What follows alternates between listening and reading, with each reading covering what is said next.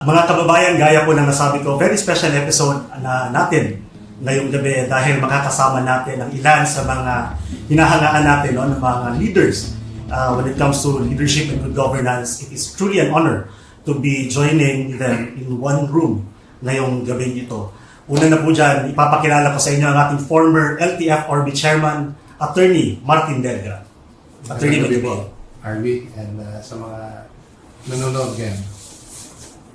Thank you, Attorney. And of course, isa sa mga tunay na maisog, former Executive Secretary, Attorney Vic Rodriguez. Magandang gabi, Harvey, at magandang gabi sa lahat ng nakasubaybay. Good evening, Attorney. And also joining us tonight, Davao City 3rd District Representative, Congressman Isidro C. Unga. Good evening, Harvey. Magandang gabi din sa ating mga viewers. Good evening sa ating lahat. And to complete this episode, what truly makes this episode special, ladies and gentlemen, makakasama natin ang pinakamamahal nating Pangulo, former President Rodrigo Roa Duterte. Magandang gabi po sa inyo lahat.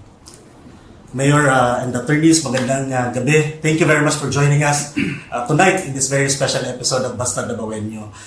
Before tayo magpatuloy, Mr. President, Sir, Mayor, mangumusta lang po kami sa inyo. We'd like to greet you. Happy New Year! And I think this is also the question of our fellow Filipinos, sir. Kamusta po kayo ngayon po? Mabuti po ang okay ako. Ang importante ang Davao City. Sali mo na ang Pilipinas. Sana naman okay tayong lahat.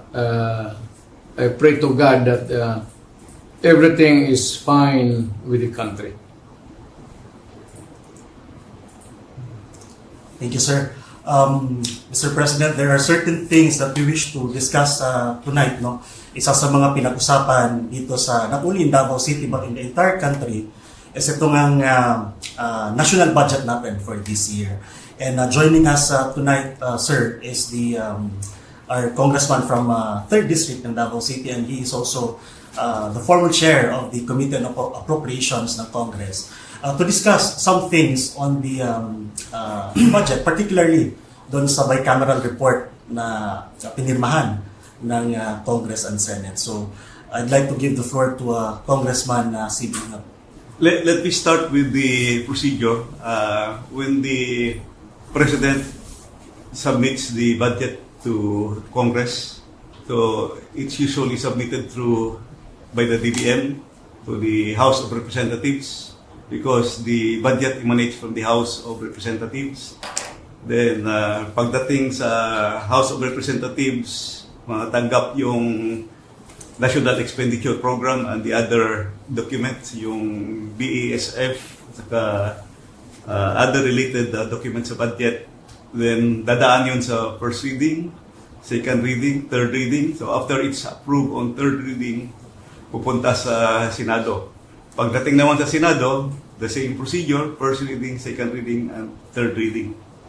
So, usually, magkaiba yung naipasa ng lower house at saka upper house, yung ating lower house of Congress at saka Senate. Then, whatever is the difference, i-harmonize yan sa pamamagitan ng isang tinatawag natin na Bicameral Conference Committee.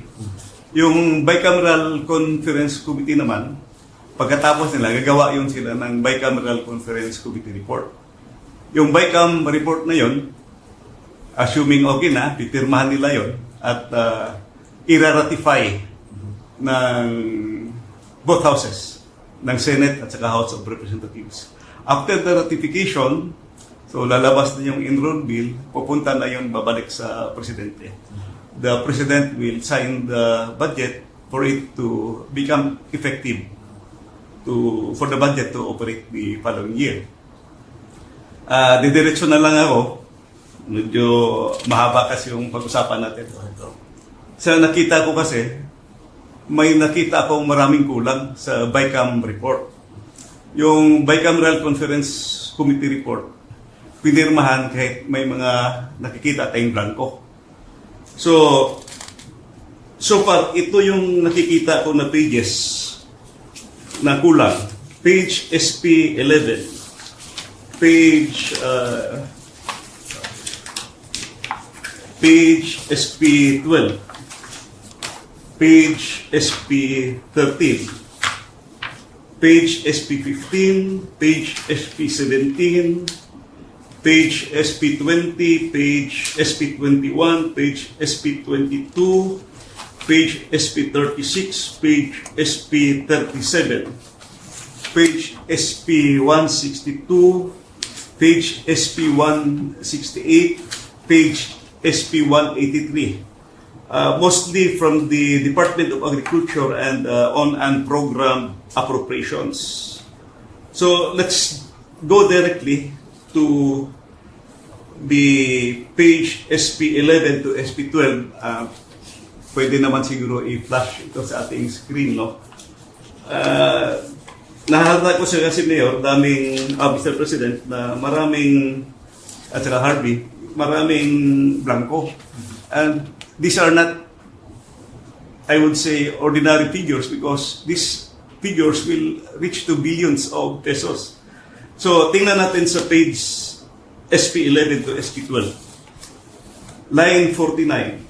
After the acronym NIA, delete the amount in figures 74 billion 570 million 743,000 and replace with blank.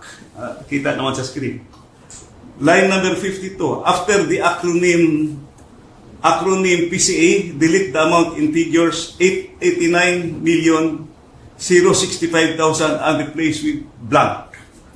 After the word total, delete the amount in figures 104 billion 820 million 715,000 and replace with blank.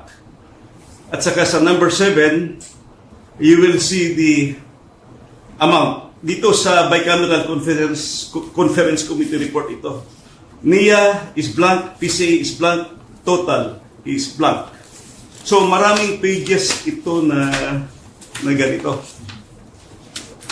Kung isa-isahin natin, I think 13 pages pa yung nakita ko na blanco at saka pati na yun sa program appropriations. At saka may nakita rin akong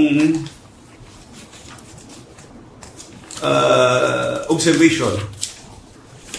Sa page SP11 of the BICAM report, it says that the Agricultural and Fisheries Modernization Program of 146 billion 335 million 937,000. Klaro yun sa BICAM report. However, pagdating sa GAA, General Appropriations Act, ang lumabas na figure is only 126 billion 728 million 221,000. Ang ibig sabihin, merong discrepancy. So, paano nagka-discrepancy? So, with all these findings, makikita natin na defective yung BICAM report. At bakit pinirmahan ng members? So, the House and the Senate ratified defective BICAM report. In other words, apektado yung ating GAA because BICAM report was defective. What was ratified by both houses are defective. Ang daming kulang na blanco that can be shown in the BICAM report at pirmado. So, yun ang aking nakikita na findings. Thank you, Congressman Sid. Just before we get the input, the insights of President Duterte, Kung, just to refresh the timeline, this bicameral report was signed and ratified last December 11. Yes, December 11, ang final meeting nila ng Bicameral Conference Committee report at pinirmahan ng members. And on the same day, December 11, the 222 pages Bicameral Conference Committee report was ratified by the Senate and the House. So both houses ratified it, and the enrolled bill was signed by the President December 30, 2024. Correct.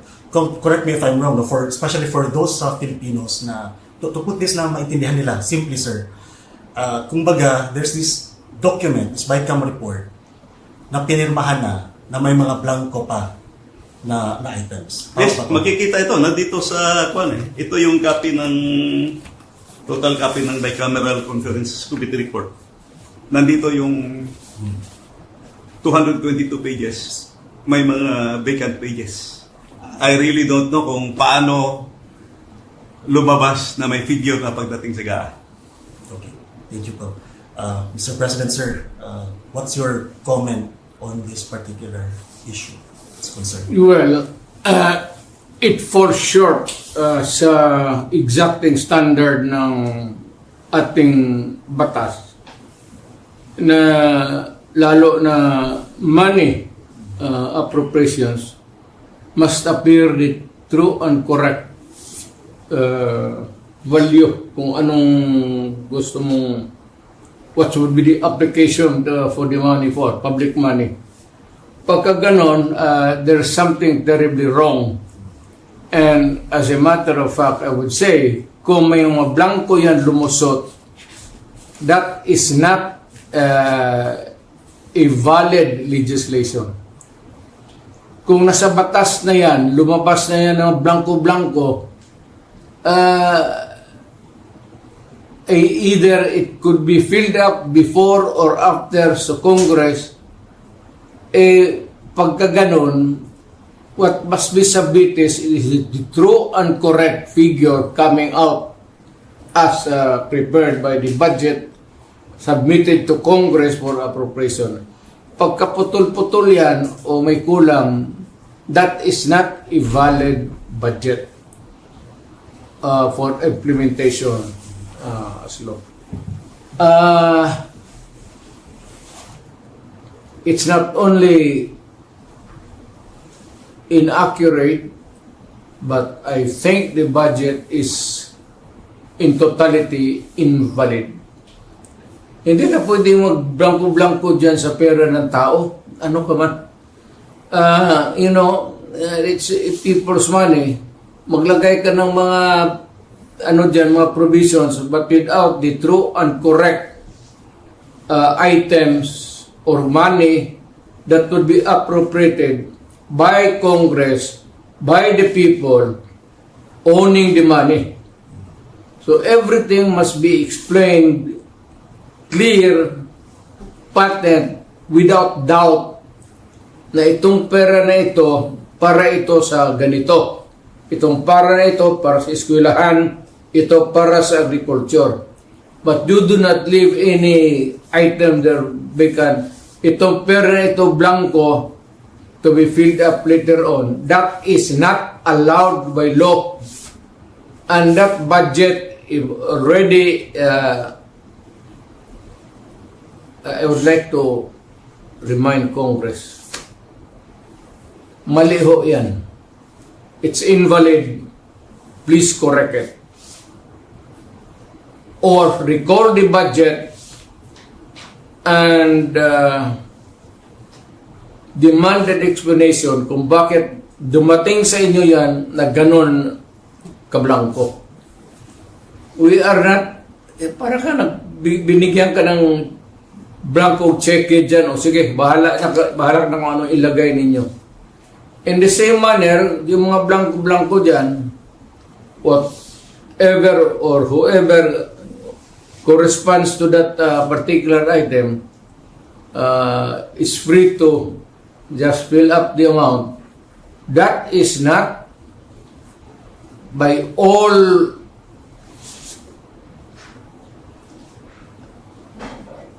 commandments of the law, that cannot be valid, invalid, unenforceable, and kung na-implement na, it must be corrected and the money returned if already spent or corrected. And kung sino man ang ano niyan, they have to give us the explanation. Otherwise, sabihin ko sa mga Pilipino, huwag na kayo magbayad ng buwis ninyo. Ganun lang naman, pinagsasaya nito mga kumang na to, puro check-in na blanco, then they try to pass it as a law, And they are free to choose now the amount which they want to place. Hindi natin alam kung ano ang reserba nila, kung anong gusto nilang ilagay, sobra doon sa pera natin. It could be that the money is in the hands of the government now, or future appropriations, or reserva ba ito? If it does not clear anything, then that is invalid and not correct. Thank you, sir. I'd like to get also your thoughts on this, Attorney Vic, on this particular matter. Now the former president has said that this is outright invalid and unenforceable. So, what do you think on that? I fully agree with the President. Nagsalita na si Pangulong Duterte na illegal yung 2025 budget. At tama yung sinabi ni Congressman Sid na ito ay napirmahan originally December 11 and the President was supposed to sign it December 20. Pero natulak ito ng December 30 at sinasabi nga nila na pag-aaralan daw dahil sinasabi ng Malacanang na ang Administrasyong Marcos ay been very prudent in programming and budgeting. But with this revelation now of Congressman Sid na pumirma ang Bicameral Conference Committee ng blankong final committee report, ito'y magpapasinungaling doon sa sinasabi na nagsagawa ng isang complete staff work at nagsagawa ng due diligence ang tanggapan ng Pangulo. Ang i-challenge ko lang siguro, Kong Sid, baka naman kasi sabihin ng mga miyembro ng BICAM Committee, yung blankong yan, meron kaming agreement dyan na i-fill upan na lang ng kanilang technical working group or secretariat. Pwede po ba yun? Hindi yan pwede because and I think it's in the BICAM report also that they made an omnibus motion to allow the technical staff to make correction in cases of typographical, grammatical, or nasa omnibus motion, printing errors. So they are allowed to make necessary adjustments. So those are material and substantial items, yung blank items, may figures na malalaki, hindi pwede yun. That can never be classified as typographical or grammatical or printing error. Alam mo, yung nakikinig, baka hindi nyo alam yan, yung typographical, grammar or anything, that has nothing to do with what the intent of the law or Congress wants. No, you put anything there that is not the reflection of what Congress has passed or what is really the correct amount doon sa mga budget, i-jumble-jumble ninyo, that is falsification of law. Perjury yan or whatever, perjury, forgery, and it can only amount to one thing. Alam mo ano? It's criminal action. You can all go to jail for that. At kung ano, ako ang binigyan ng trabaho to follow up these things and ganito ang lumabas, my God, you will all go to jail. Mabigat yan. Public document na yan. So, if it's different from what was really intended by Congress or was not really through an accurate copy as passed by Congress, that is falsified or forgery. In which case, mamili ka lang, forgery, falsification, or jail. Alin dyan sa tatlo, papasok sa iyo. Mr. President, bilang datihong prosecutor, magaling na abogado at dating Pangulo, can they argue that what they did nung blinangko, can they put up as a defense na there is a proper delegation ng kanilang duty sa kanilang secretariat o kaya sa kanilang technical working group na binigay nila na kayo na lang ang maglagay ng figure at inaprubahan na namin in principle yung mga items diyan. These are the things that cannot be delegated, especially the amounts. Hindi mo pwedeng biro-biro yan. It must be exact. Nandiyan po lang sa Congress paglabas niyan, if the amount is 1 million, it's 1 million. Hindi mo pwedeng sabihin na kayo na mag-correct dyan 1,200,000 or make the corresponding inaccuracies or sabihin mo yung anong pinag-usapan na dito after the law was passed. You cannot correct it by yourselves. It has go to the main body or to the person who has the authority to define and characterize the law. Kung ibigay mo yan dyan sa inyo, at most inyo is typographical error or maybe mistakes in spelling. But you cannot change the germane topic of the... That's not allowed by law. That's a very dangerous thing. Tinkering with itong batas natin. Because it could change, it could be serious, and it could put the trouble in the system dito sa ating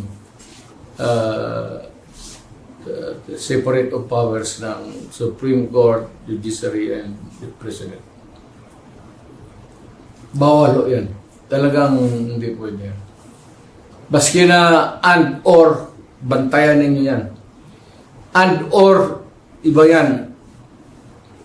Hindi yan pwede na you just look up to the sky and say, you just try to discern if it was really the intent of siguraduhin mo doon sa records, makinig ka kung anong pinagsasabi ng mga lawmakers doon o what is the intent or what is really this spoken words.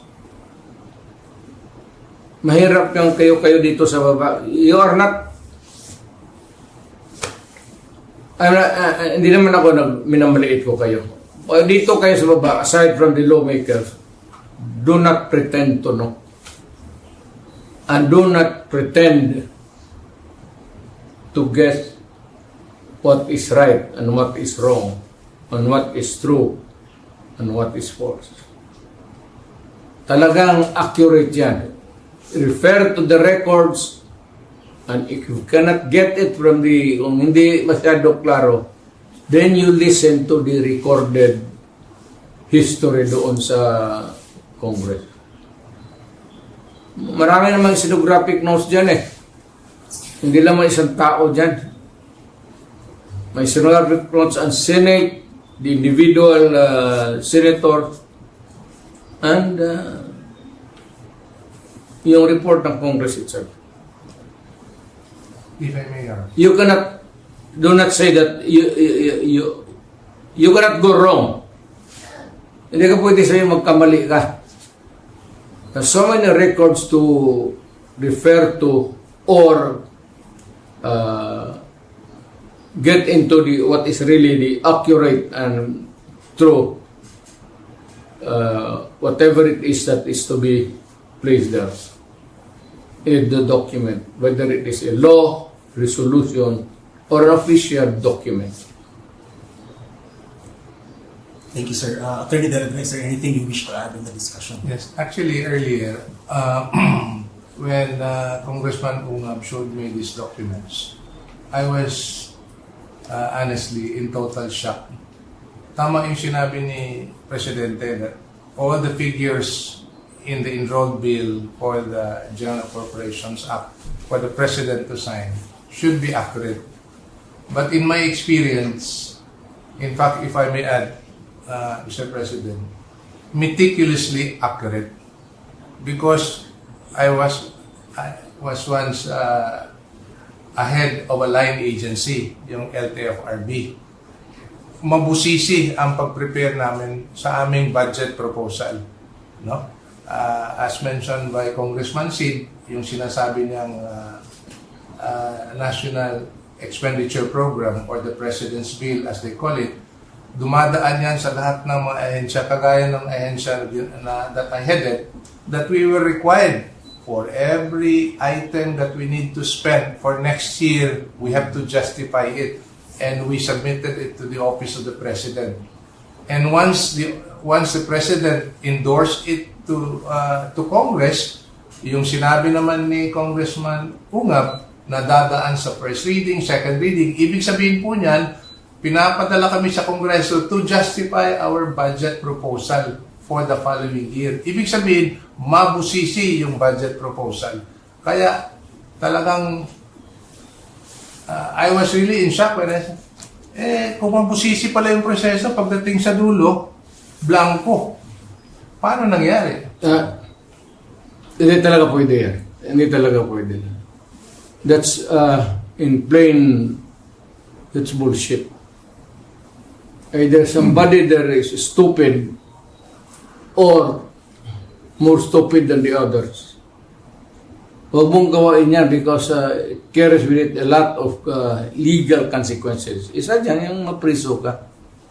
And you cannot escape the rigors of scrutiny kasi dadaan ng maraming papel.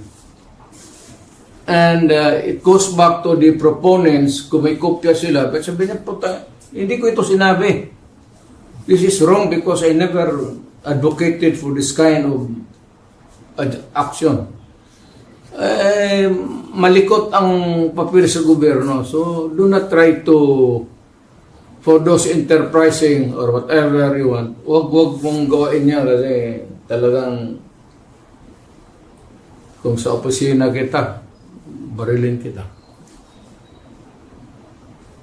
Totoo. Para mo akong pinahiya.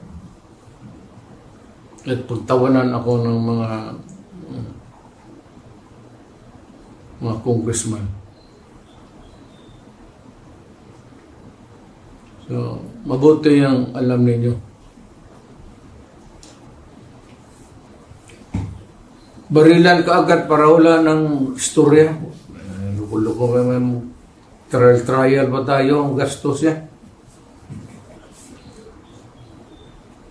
Yes, Congressman Sid, you would like to Actually, this is already my 15th year in Congress, no? Thanks kay Mayor at pinatakbo niya akong congressman noon. My 15th year and I have been chairman of the Committee on Appropriations from 2013 to 2016 and I was also chairman of the Committee on Appropriations in 2019. This is the first time that I saw a bicameral conference committee report na may mga blanco. Na-shock nga ako. Hindi pwede yan. Hindi pwede yan. Para ka nag-issue ng check niya ng blanco to. You're dealing with the people of the Philippines. You do not issue a blank check to anyone because that is really addressed to the government first. At ang mga taga-gobyerno ang maglagay ng ano yung sabi? Sila na ang maglagay, ang sekretary o ang direktor? Anong kalokohan ng naisip ninyo niya? Obviously, Mr. President, meron ng abandonment of constitutional duty Yes. on the part of Correct. Congress. But kay Kong Sid, sino sa tingin mo ang nag-fill up ng blanco? Kung Mahirap yung kasi. BICAM pa rin ba who operates as the third chamber o merong fourth chamber na unknown? Well, let us assume na yung mga pumirma sila, but tama yung imagination mo. Yung BICAM has been called now the third chamber kasi binabago talaga nila binabago nila yung budget. Nung araw, inabutan ko pa yun sa that was 16th Congress na kung ano yung natapos ng House Appropriations Act. Appropriations Act, GAB, at saka yung GAB na ginawa ng Senate, gagawa pa kami ng matrix. Yung House version kasi versus Senate version, then yung variance. Yun ang pag-usapan nyo kung ano yung For reconciliation. reconciliation, may matrix. Ngayon, binabago talaga nila lahat. So, that's why we call it third chamber. Yung possible imagination na may fourth chamber na nag-fill up.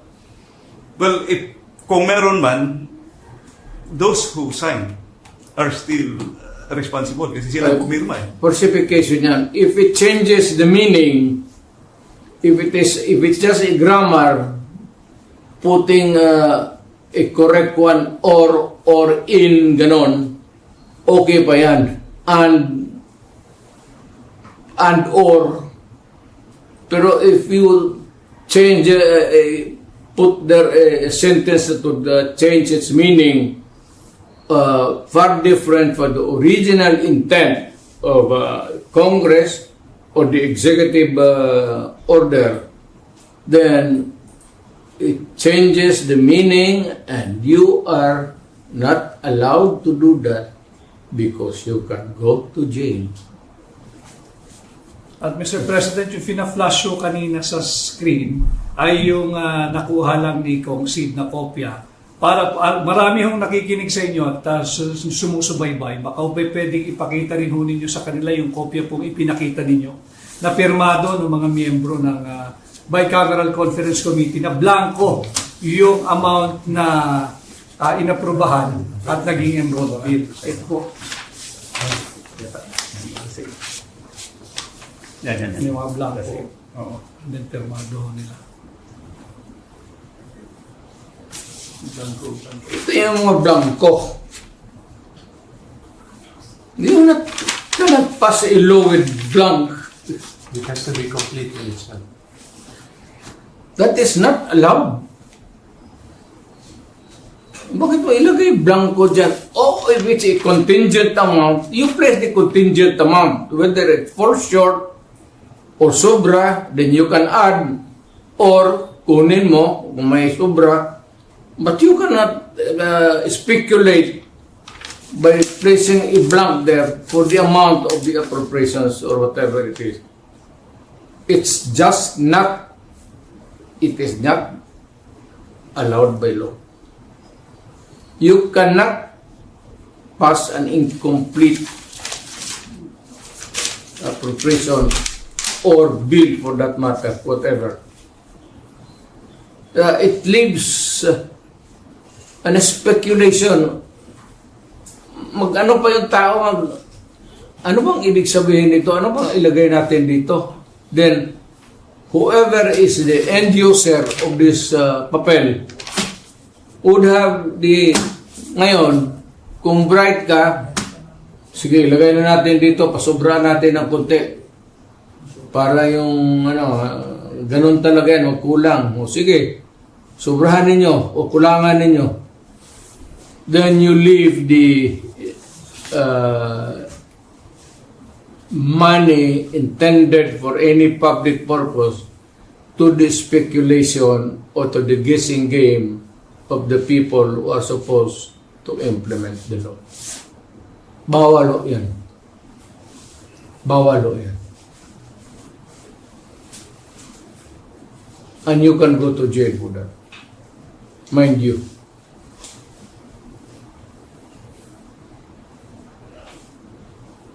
Thank you, sir.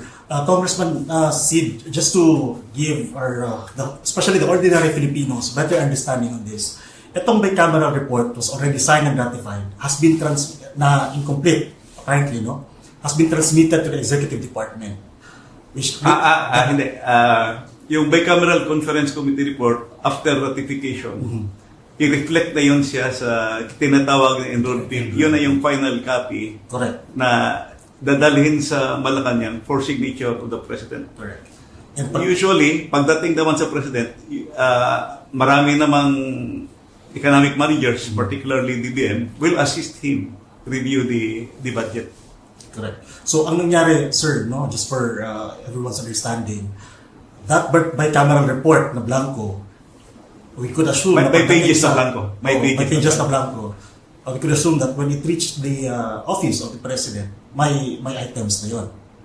May amount na. May amount na. Mayroon na, may amount na. Yung GAA, may yung enrolled bill na dumating sa office of the may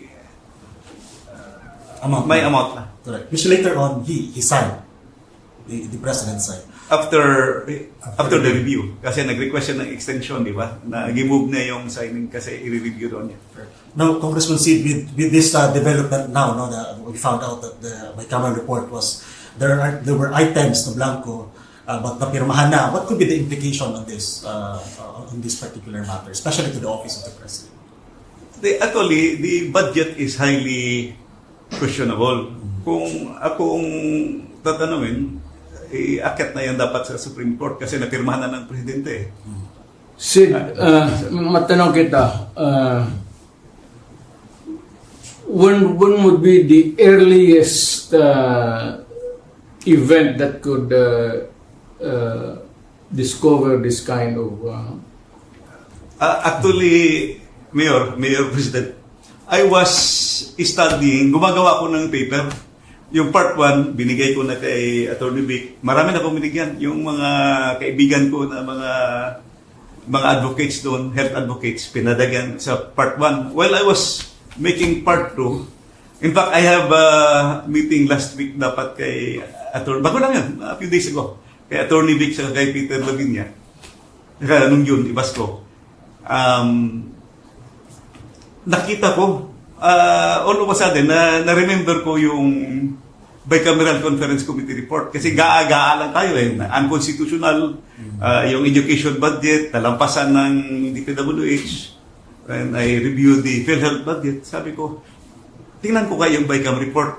Tingnan ko yung Bicam report because I want to know kung ano ba yung ginawa nila. Na-shock ako nung nakita ko, pag open ko sa Bicam report. Naku, may mga blanco. So, isa-isa ko. So, I made my study now. Ito na yung ginawa ko, Mr. President, na mga 3 or 4 days ago, nakita ko. It behooves upon you to call the attention of the public and lahat na, President, pati lahat ng senador, pati yung judiciary, that there is something terribly wrong going on.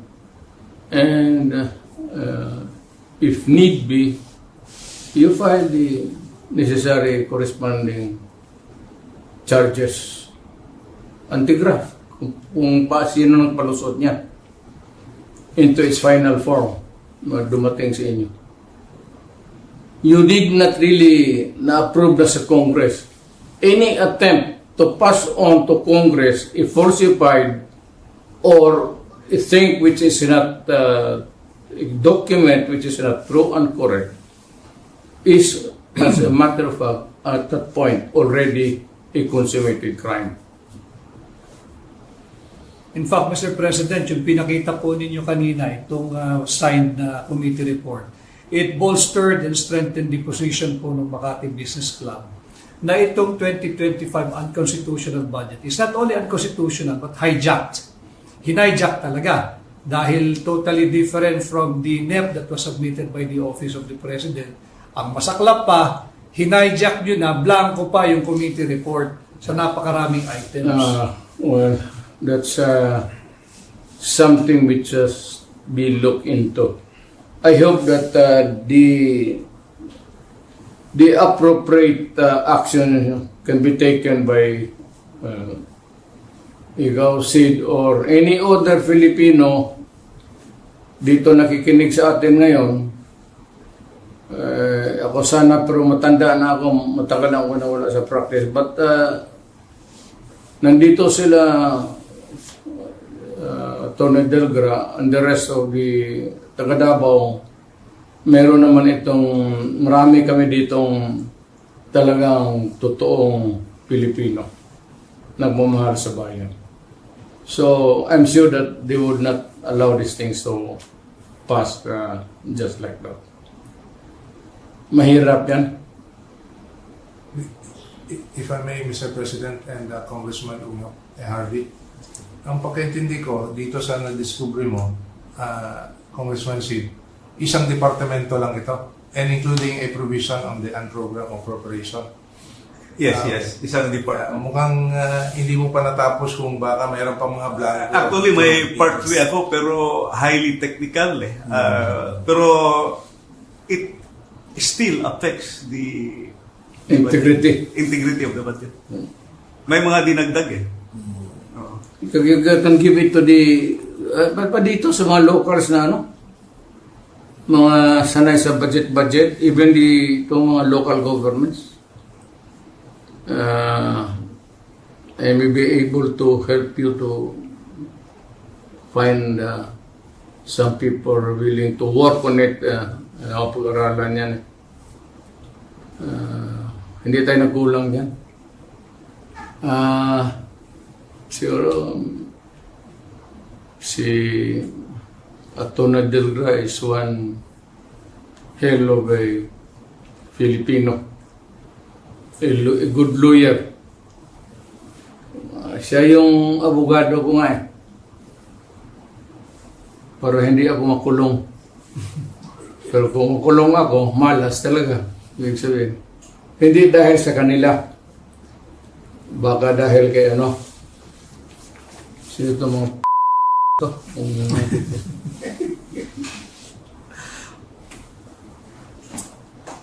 Thank you, Mr. President. Sir, Congressman Sid, are there any things pa na you wish to discuss on this particular, ito sa report na ito? I think we have thoroughly discussed it already. With that, Mr. President, I think we've covered the things that we would like to discuss on this particular matter. So before we close, perhaps Attorney Vic, meron ka pang gustong idagdag kay Attorney Delga? Dagdag ko lang yung naging pangungusap ni Pangulong Duterte, tayo mga Pilipino, maging vigilant tayo. Nakita natin na yung akala natin na unconstitutional 2025 budget ay dahil lamang sa pag-defund sa PhilHealth. Ito pong ipinakita ngayong gabi ni Pangulong Duterte, yung blankong committee report ng Bicameral Conference Committee ay higit pa pala doon sa nalalaman nating mga Pilipino. At pasalamat tayo kay Congressman Sid Ungab sa kanyang pagsasaliksik at lumalabas yung katotohanan dahil wala na talagang transparency. At ngayon naman, tayo mga Pilipino dapat humingi ng accountability. Thank you, Attorney Vic. Attorney Delga? Yes po. Itong na-discover ni Congressman Sid, mas mabigat pa ito to what was already discussed in the several weeks that we had, as mentioned by Attorney Vic, as regards yung pagtataas ng budget ng DPWH over that of the education sector, which is already unconstitutional. Ito, mas glaring pa ang anomalya. So I think this has to be addressed. And good that Mr. President had called out to the Filipino people to look into this and to question the highly anomalous legislative process in coming up with a national budget for 2025. Alam mo, if I may add, nakikiusap lang ako sa mga ulol na to. Kung sino yung gumagawa ng ganun. Pwede bang sabihin ko sa inyo na do not the people of the Philippines. Magkagulo tayo. Huwag ninyo kaming isali, buhay pa ako.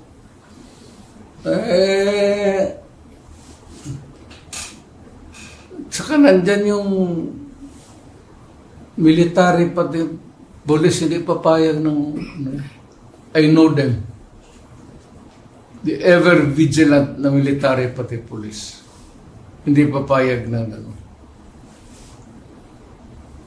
You better, kayong nasa bureaucracy, better stand up straight and be counted as a true Filipino. Otherwise, you are asking for your early demise. Alam mo, pag nagkudita ito, patayan lip and right yan, baka una kayo. Alam mo, ang ayaw ng sundalo, naghihirap na nga sila para sa bayan, tapos nanakawan pa ninyo ng pera. Hindi, ibigay na lang nyo sa mga sundalo sana yan. Bakit pa ninyo, not good. Not good. Dagdag na lang nyo sa edukasyon sa mga bata, yung sa mga disasters, dagdagan ninyo, yung ano talaga, edukasyon, pati yung mga sa welfare department. Yun ang kailangan talaga ng ako, edukasyon. Dagdag na lang ninyo, huwag ninyo sayangan yung pera. Yan lang ang payo ko sa inyo. Sabi, nag-warning ako sa inyo, huwag kayong gumagawa ng ganon. Pagka marami, hindi papayag ang soldado niya. Iyariin kayo, sigurado ako niyan. Kilala ko ang sundalo. Naging presidente ako. Napipigilan lang. Pero pag if it goes haywire, bahala kayo. Basta ako nagbigay ng warning sa inyo. Thank you, sir. Congressman Sid, I know this is just the beginning of the discussions on this particular item, but your message, sir, to our fellow Filipinos right now is Sa ating mga kababayan na nakikinig ngayon, sa ating mga kababayan na nakikinig ngayon, you can see the documents, you can see the figures na mga blanco. Makikita nyo naman yan. It's up for you to decide. Tingnan ninyo. May mali talaga na nangyari sa budget natin. Thank you, Congressman Sid. And of course, Mr. President, sir, we would like to get your message also just before we close to our fellow Filipinos. Nandito kami lahat, si Vic, pati si Sid, pati si Martin, of course ikaw, gusto lang namin malaman ng tao na interesado kami sa ating interest sa bayan. All we want is the truth and the correct way of doing it. Huwag na lang tayong lumabas dyan sa ano ang totoo, ano ang tama. Kalimutan ninyo lahat yun. Mga anti-graph, wala yan. Stick to what is right and what is the truth. Yan lang dalawa. Wala na kayong dapat alanan. Yan ang para sa bayan, para sa anak natin. Salamat po.